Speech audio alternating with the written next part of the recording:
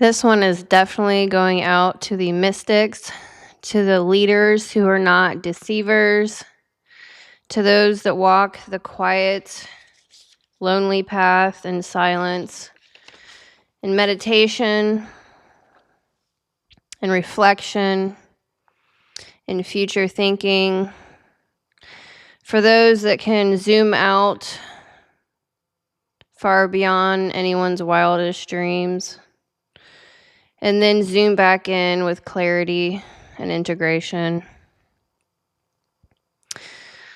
So I'm going to be talking about quite a bit this evening, probably be about an hour or so plus video. I have spent a good part of this year, 2025, with deep ancestral trauma, really, estrangement, healing, though. My great aunt passed away in March of this year, and I hadn't spoken to my own mother for quite a while, years actually. So my deepest wound is the feminine mother wound in myself, and I have been running away from it with bodybuilding, with super masculine things, surrounding myself with the masculine. And I thought that that was self-development. But I was wrong. And so now I am on this journey of healing the masculine and feminine on a micro and macro level, and on an individual and a collective level within myself. That is a good place to start, but also in studies and teaching and everyday life. It's a very rude awakening. A very, very rude awakening. But that's okay. In the greatest, rudest awakenings comes the biggest, brightest, blazing fire that you burn yourself down with. But then you get to rise again, you know? You get to see life in a whole different way.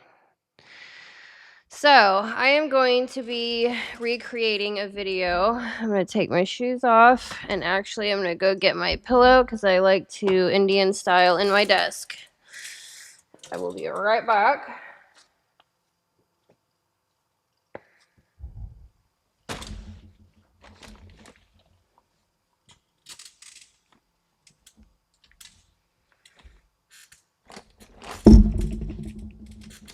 All right, hopefully I don't fall down, tear anything down, rip my shirt. Chaos, you know? Oh, there, gracious. Now I'm ready. All right. So I am going to be talking about the Mandala. I have not drawn a mandala in 8 years. I had to look back on my notes and see how long it's been. I actually did a YouTube video on it. I had been studying the Czech holistic lifestyle certification with the Czech Institute, and he takes it very spiritual and gets into the native teachings. He combines many different systems together like I do. I've been this way my whole life. And so yeah, I want to start with kind of like a letter that I wrote. And then I'm going to be explaining what a mandala is. This is going to be historical, cultural. I am combining many different things. I am integrating the ego, subconscious, unconscious, and SuperEgo into this. I am integrating my native ancestral lineage wisdom in here. I am integrating my Catholic upbringing as well, and cosmic. So this is an ancestral through my Native American roots.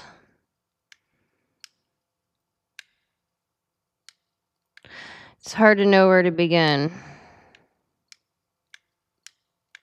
Anyways, I'm going to begin with my letter.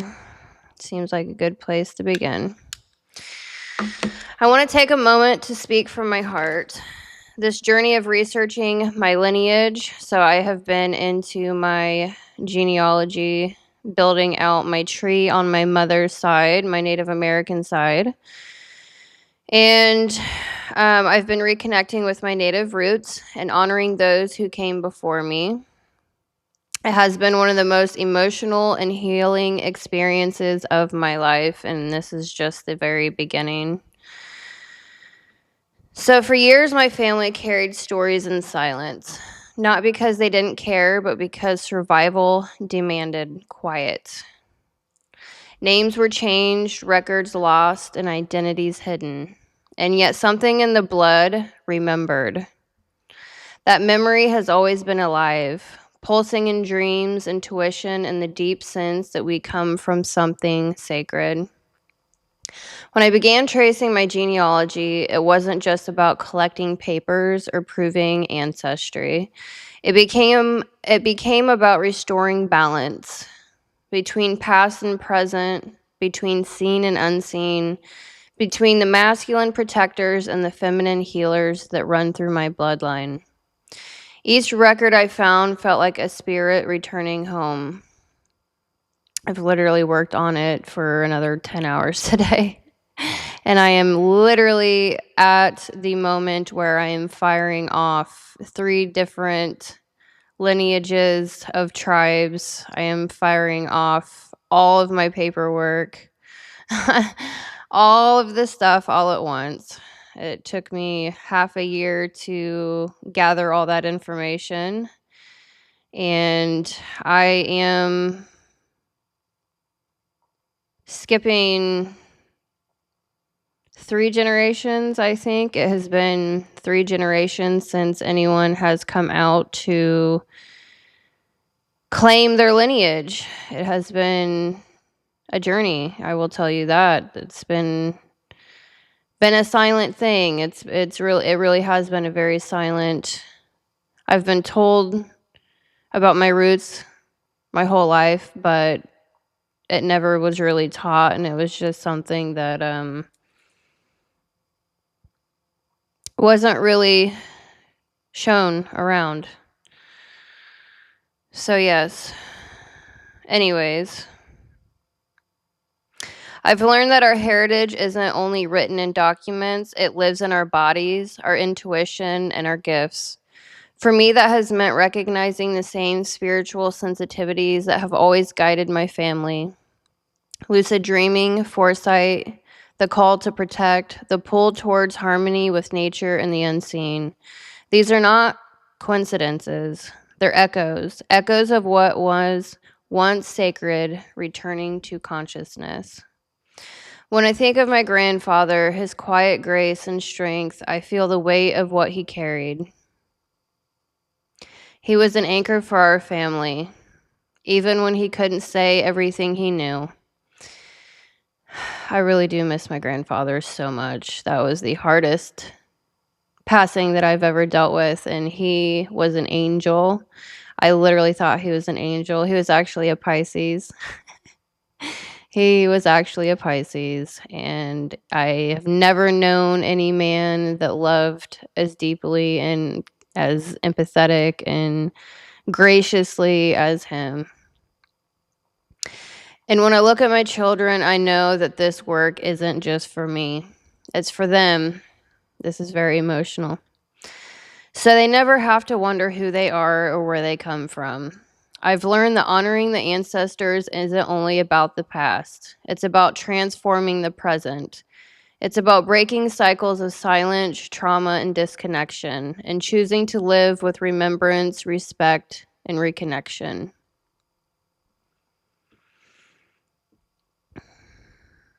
To the archivists, the tribal historians, and the people preserving these records, I want to say thank you.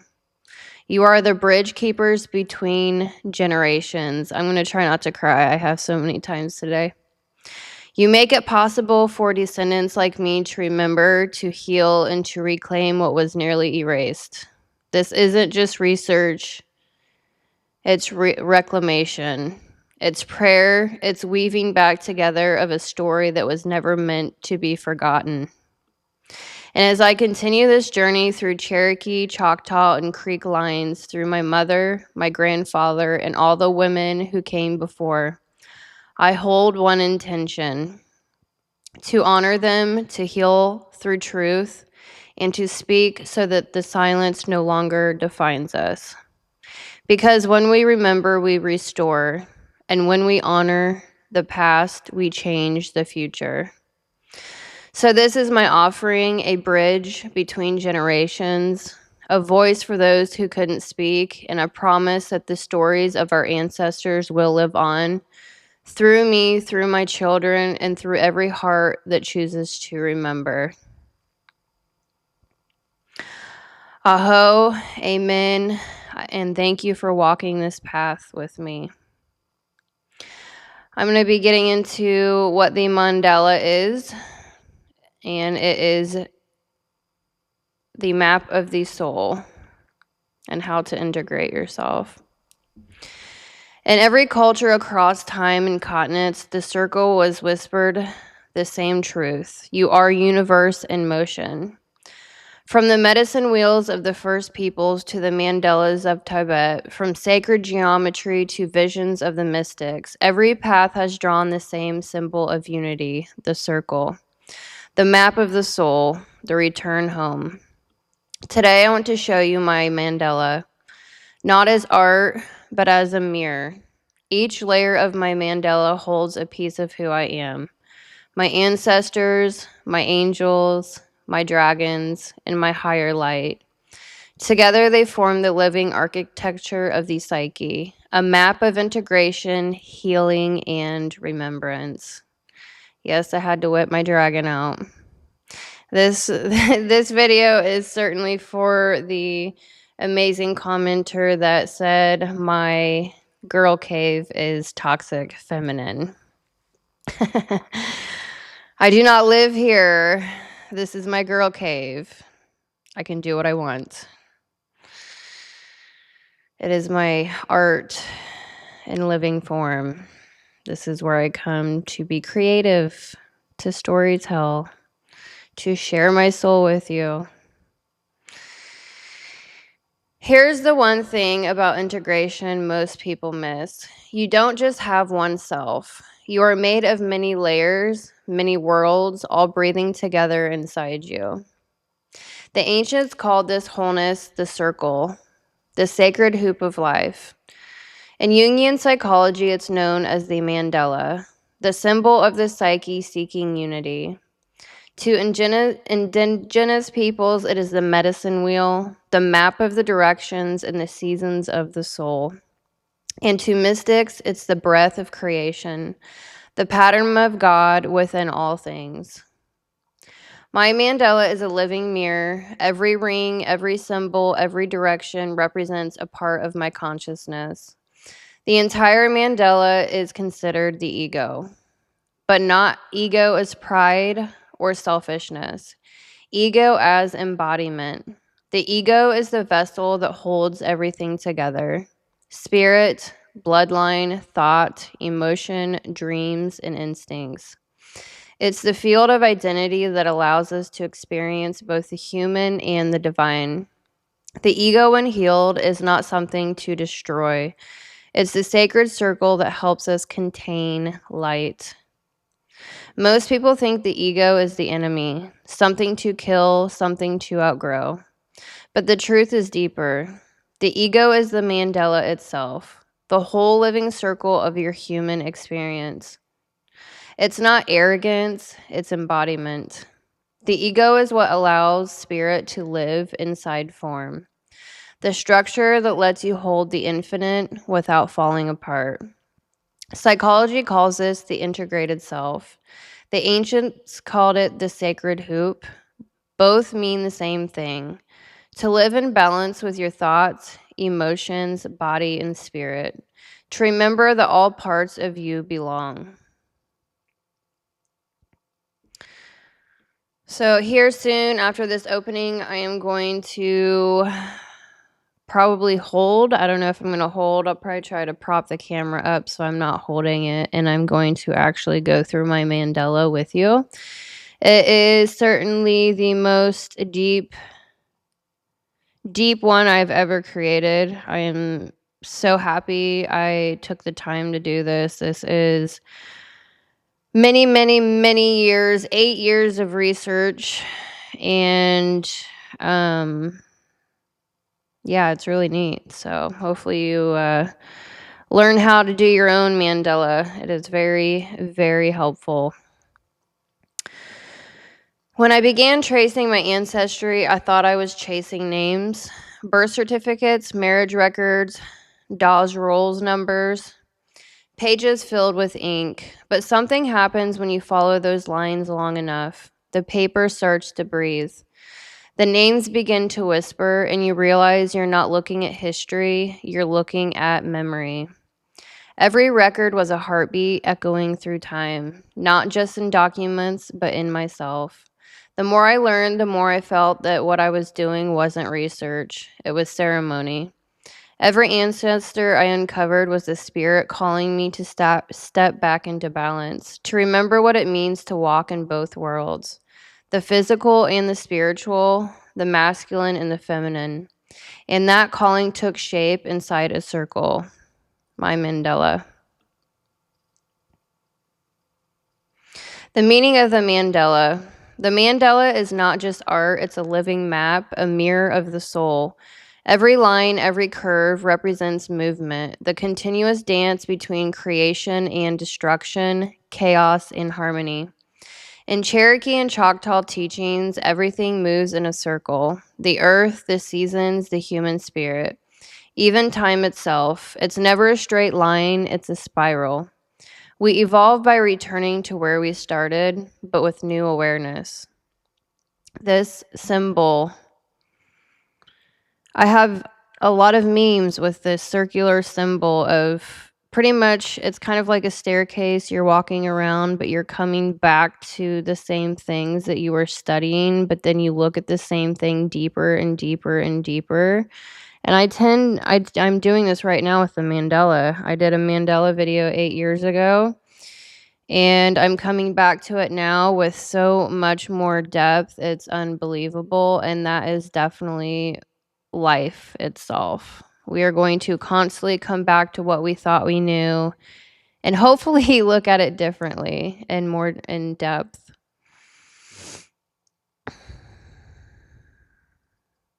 That's what the circle teaches us. Everything returns. Every wound can be healed when brought back to the center. My mandala became that center, a sacred compass reminding me of what my ancestors already knew.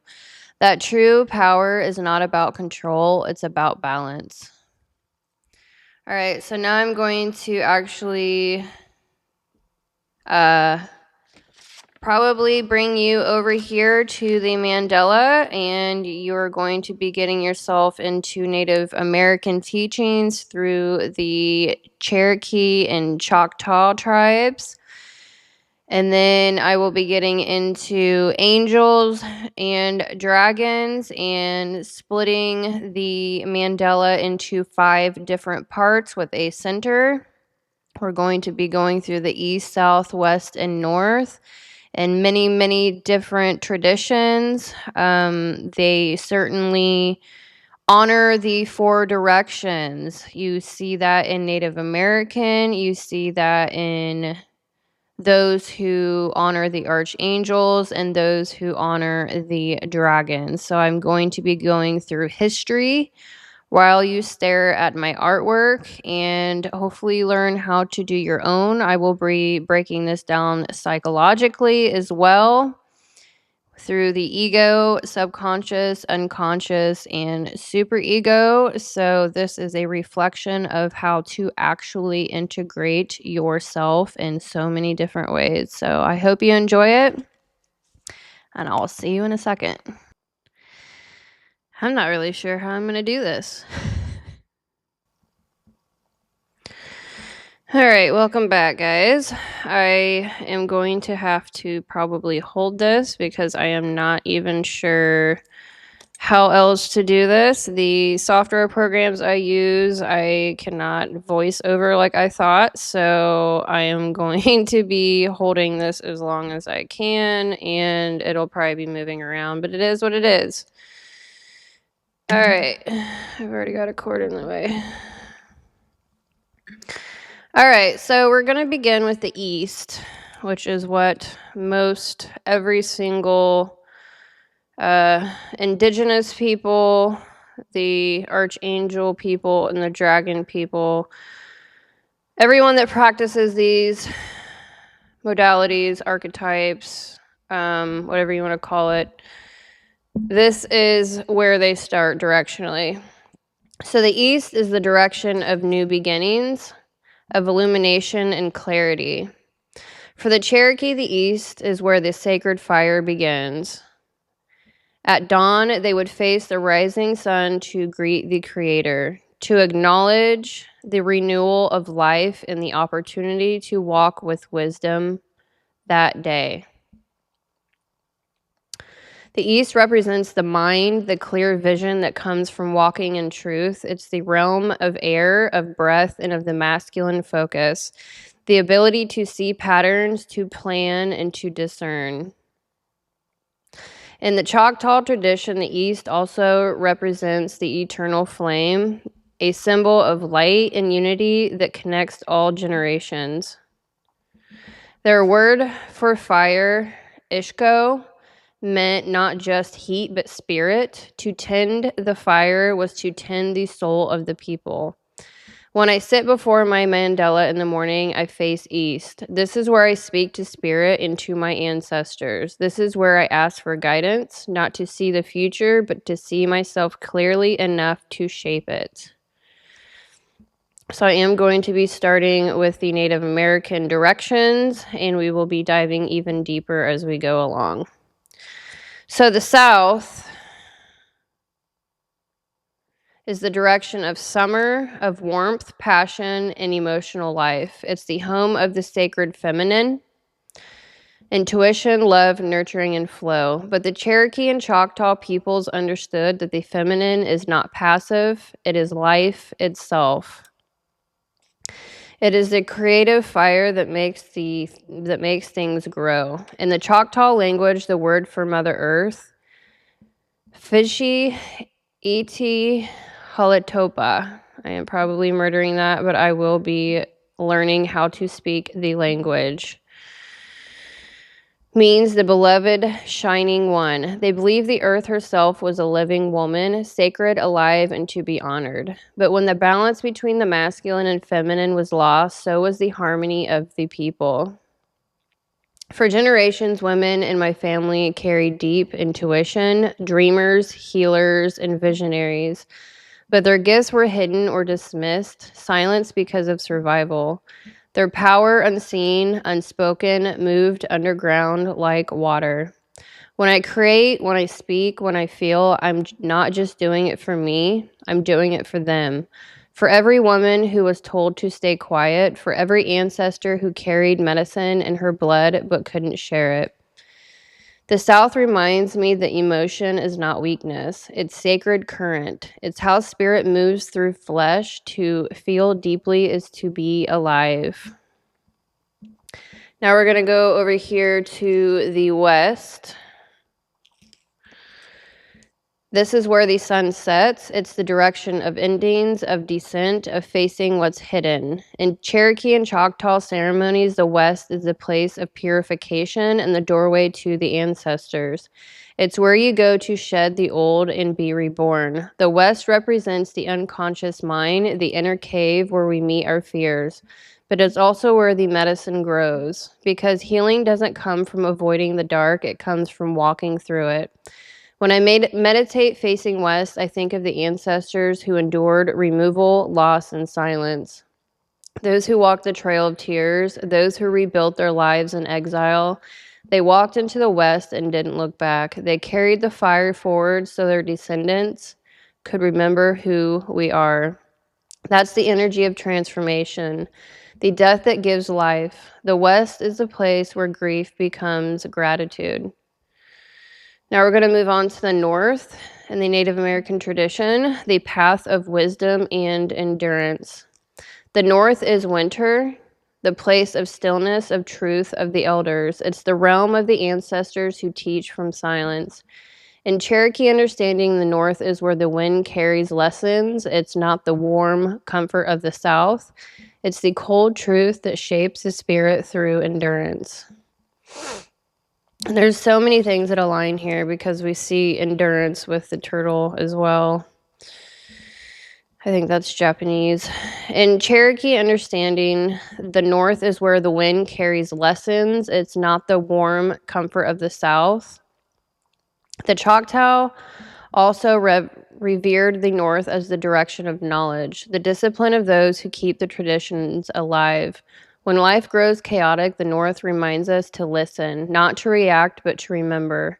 When I sit in the North of my Mandala, I think of my grandfather, a man of patience, quiet strength, and wisdom. He embodied that energy, stillness with purpose. He didn't have to speak to be understood. He simply was.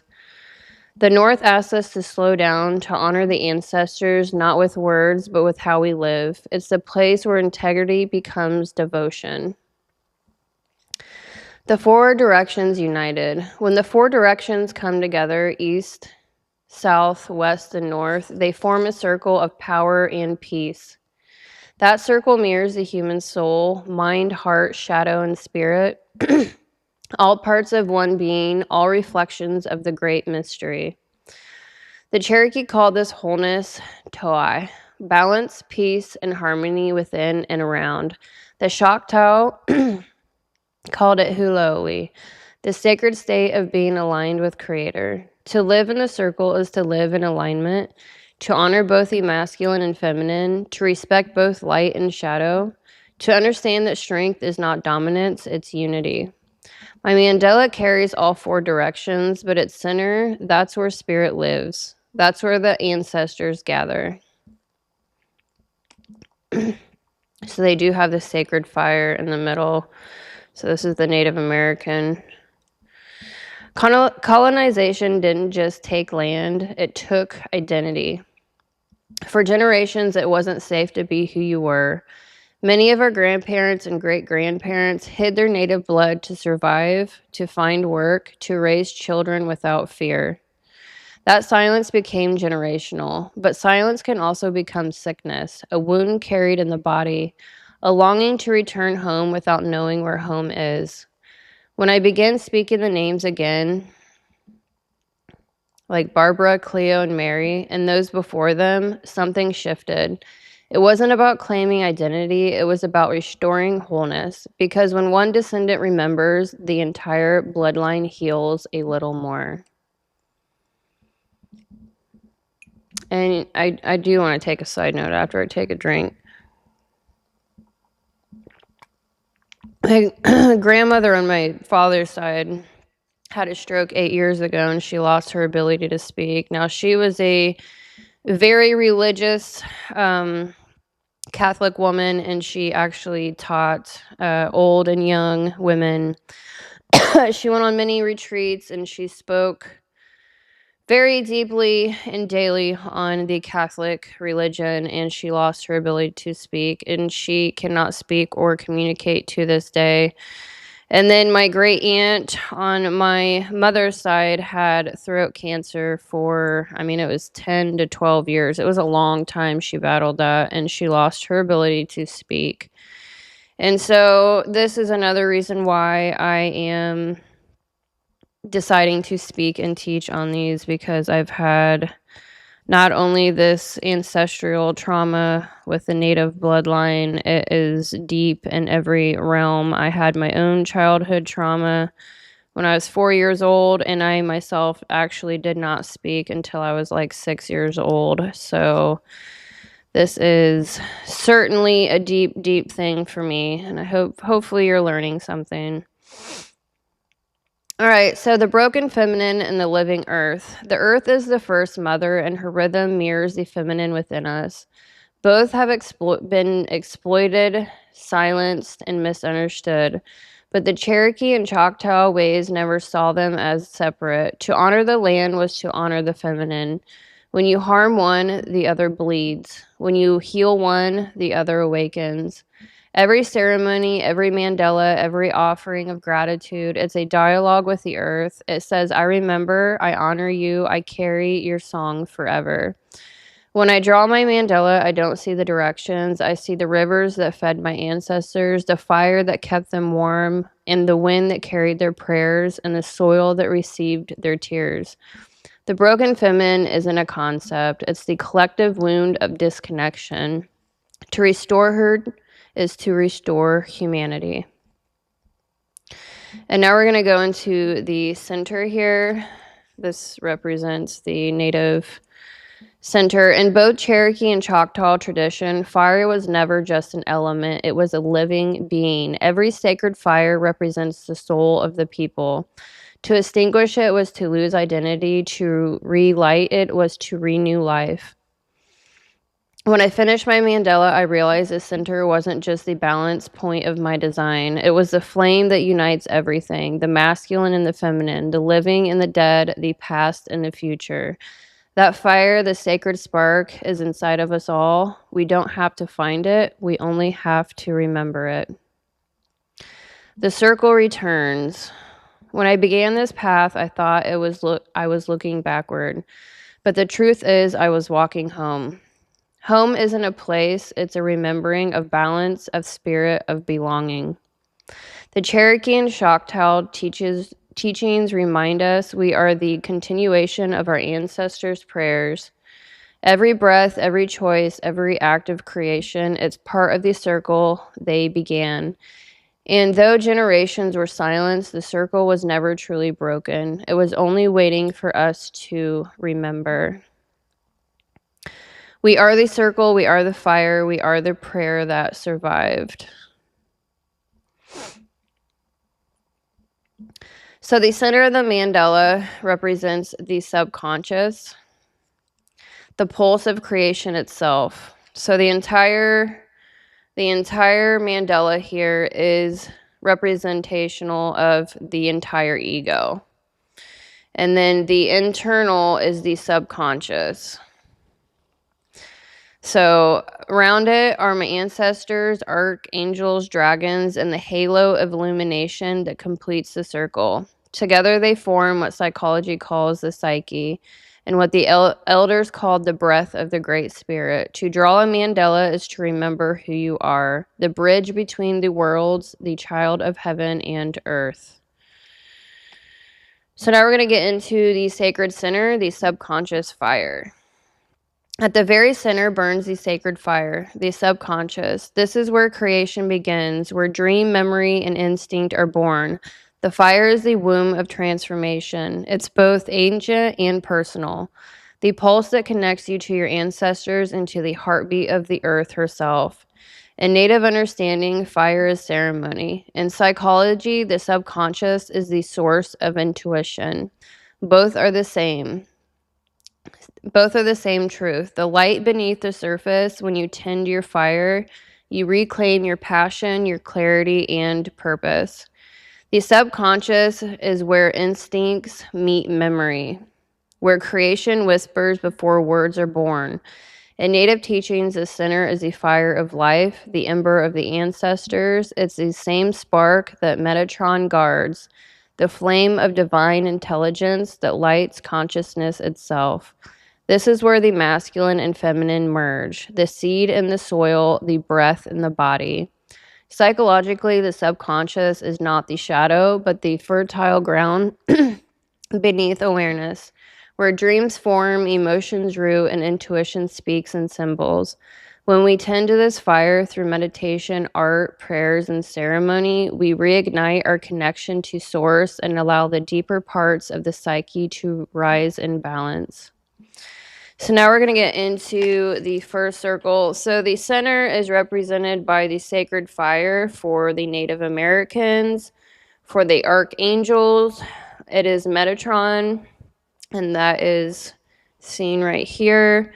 and the yellow dragon, which we will get into a little bit later. So this all represents the subconscious. Now I am getting into the first ring here that surrounds the center, which is my ancestral bloodline, my native ancestors. Excuse me. They are the keepers of the sacred fire. Each direction on the medicine wheel holds their spirit. The east, the sun, an eagle, guardian of vision and new beginnings. The south with the coyote and the hummingbird, which represents teachers of play, love, and adaptability. And it's funny because the hummingbird was actually my daughter's first spirit animal. And then we have the west with the bear and the panther. Obviously, this is my absolute favorite, underwater panther. I love the panther symbol. Symbols of introspection, shadow work, and inner strength. And then we have the north with the coyote and deer. And yes, my printer needs more ink, so that is why the ink is kind of, dull. Anyways, so the coyote and deer, guides of wisdom, humility, and renewal. This is where the wisdom of the earth lives. The songs of the rivers, the rhythm of drums, the heartbeat of Mother Earth herself. In psychology, this circle represents our roots, the inherited instincts and emotional patterns passed through generations. To honor the ancestors is to heal the generational psyche. Every time we remember them, we reconnect the broken line of memory and repair the bridge between the past and the present. This is a circle of lineage where we heal generational silence and reconnect the broken threads. My family, like many, stayed quiet for survival. Colonization, fear, and loss made silence a form of safety. But silence also buried our stories, our songs, and our connection to the sacred feminine, to Mother Earth, to intuition, to creation itself.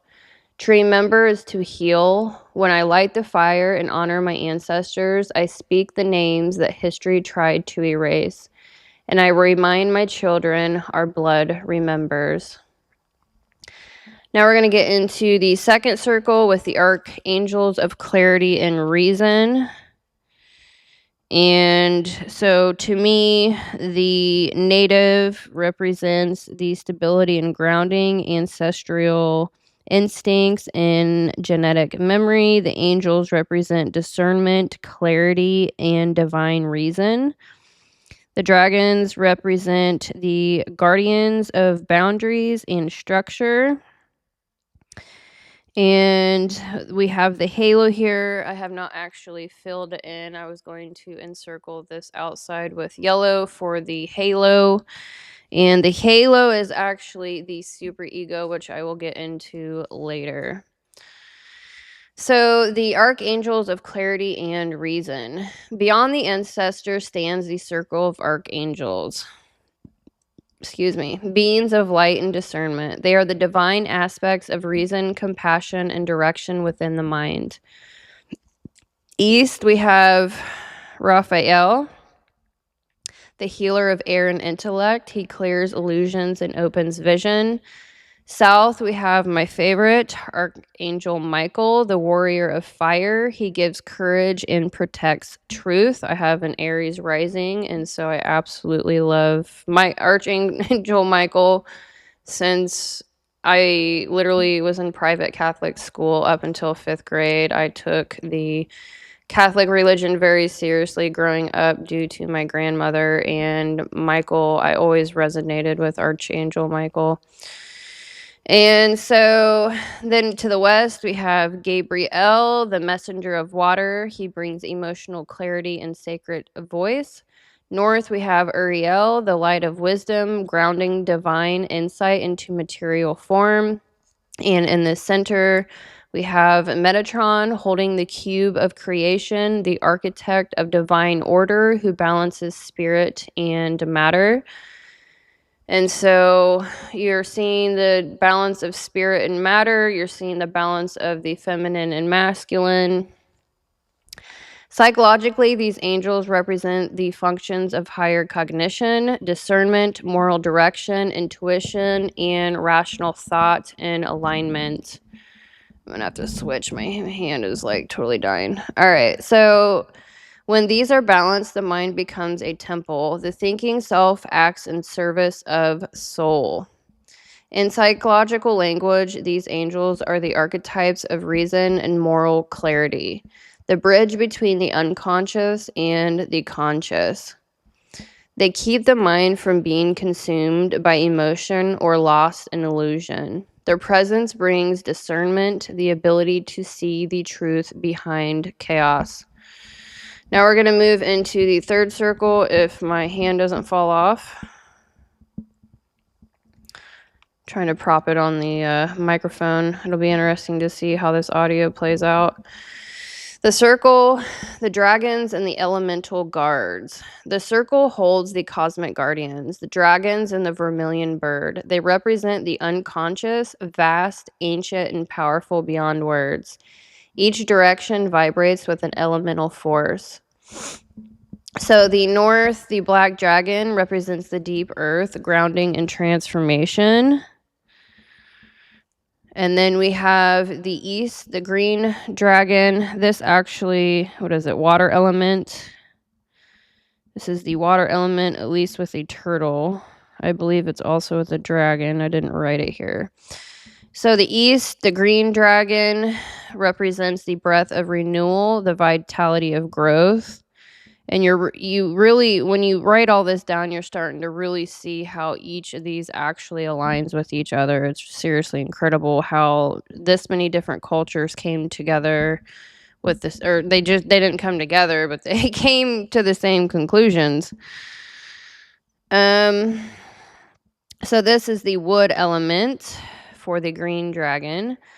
And then we have the south is the vermilion Firebird, represents passion, rebirth, and creative flame. And this is the fire element, as is Michael. It all represents passion. Now you can break this down even like personality wise. You've got the guardians, the earth signs, you've got the fire signs, I can't even think right now. I've got so much going on in my head. So this is like the guardians, the earth. I'm like looking at this psychologically. Anyway, so what do we got? Fire element, we've got wood, green dragon, and then we've got west, the white dragon, or the white tiger, which is my daughter's other favorite spirit animal.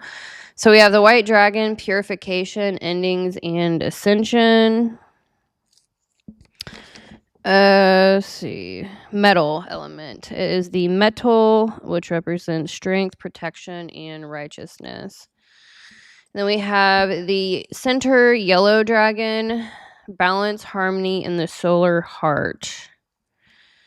The dragons are the unconscious energies of the psyche. Instinctual drives, repressed power, forgotten wisdom. When feared, they destroy. When honored, they protect. Integration means befriending these dragons, learning to ride the storms of emotion, transforming chaos into movement and power into awareness. The dragons are our instincts, our untamed wisdom. When unintegrated, they appear as rage, fear, or chaos. But when honored, they become guardians, guiding the ego with courage and creative force. The dragons are how the unconscious speaks, not in words, but in symbols, sensations, and synchronicities. Now we're going to move to the golden halo, which represents the superego and illumination, which you can find it up here. I was going to do a halo, but I have yet to do that. Encircling it all is the golden halo, the superego or the higher light. In psychology, the superego is our moral compass when integrated, the ideal self that seeks perfection. Spiritually, it's the illumination that arises when ego, subconscious, and unconscious come into harmony. Or it can tear your absolute ego down if you're not careful. This is the crown of awareness, the state where all parts of the psyche breathe as one. A radiant circle that whispers, aha, Kashikomi Mo Amen. It means with reverence I understand, in gratitude I unite. The golden halo doesn't judge, it illuminates. It's the moment we see the divine in everything, even in our mistakes, our shadows, and our wounds. This is integration, not perfection, but alignment. And here I have keys to quickly remind myself what each, which each direction represents. You have the east, renewal, dawn and spring, south, passion, youth and summer, west, transformation, water and autumn, north is wisdom, ancestors, and winter, center is the balance and sacred fire. And then I have an integration key here, which is pretty neat. The ego is the whole mandala or sigil, which represents your logic and structure. The symbolic version, the subconscious is here, the fire and passion in the emotional center, the refined center. You're trying to balance the masculine and feminine and unite the circle in harmony. And then we have the unconscious symbols, which are the ancestors, archetypes, guiding and guarding, which is the cosmic field. And then the superego is the higher light that balances all inside. Inward and outward spiral is the respiration. So we are constantly we're moving through, we're going from the east, south, west, and north. So we are constantly going in circles. We are diving in and we are looking out. So you can think of it as a living, breathing thing through the psyche. This is the map of your soul, moving energy to harmonize. And so in closing, oh my gosh, my arm. I'm switching hands here, sorry.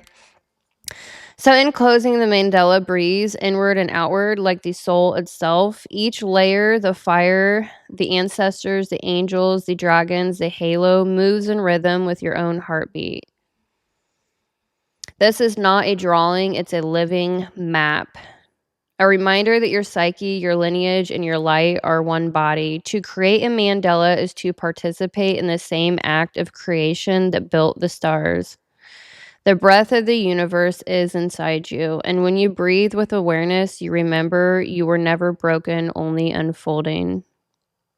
To walk with a mandala is to live with awareness. The ego becomes the bridge, the subconscious, the fire, the unconscious, the mythic field, and the superego, the guiding light. The breath moves inward and outward, creation and return. This is the respiration of the soul, the rhythm that keeps us human and divine. Every circle you draw, every prayer you whisper, every ancestor you honor, they are all threads in the same cosmic pattern. Integration is remembering that you were never broken, only learning how to breathe and color again. The mandala is your mirror, and when you see it clearly, you see the universe seeing itself through you. I walk in gratitude and reverence and remembrance for the ancestors, for the light, for the breath that unites us all. I hope you enjoyed this video. Like and subscribe, and I will certainly see you on the next video. I've got three solid videos on the masculine and feminine once more. I'm not going to take it into an Aquarian type of lens. The next 3 videos are going to be more generalized and probably for the general population more relatable, because not all of us are Aquarians or ENTJs. But after that, I will get back into integrating the masculine and feminine within the Aquarian. So anyways, I certainly deeply thank you for being a part of this journey. I certainly wish you the very best on your own journey. Trying to close the gap between multi-generational ancestral trauma is not easy, but it is entirely worth it. I am not the only one. I know there are others out there, and I certainly want to be the voice. I know what women in my family, what it's like when they lose their voice. The house no longer feels like a home, and yeah, I don't want to hate on the masculine, but we've been missing the feminine for a very long time in multitudes of ways. And so certainly use your voice. Certainly use your voice. It is absolutely needed in this world. Anyways, take care, and I will see you on the next video.